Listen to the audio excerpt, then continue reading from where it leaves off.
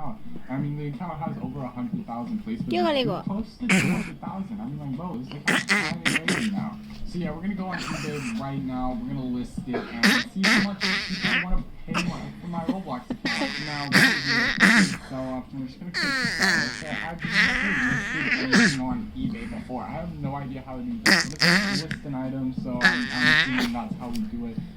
Tell us what we're listing. A Roblox account. Maybe that'll work. I really don't know.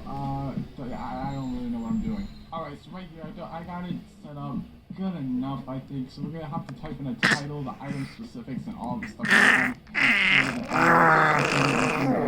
This is absolutely crazy. So, we're gonna see what happens with all of this. So, get right into it. Alright, so now we're gonna add a fire emoji to both sides real quick. Perfect. This is the perfect title, a medium length. I think they like it. You know, but I think it looks good. It's not new, but I mean it's close enough. Roblox. I don't really know.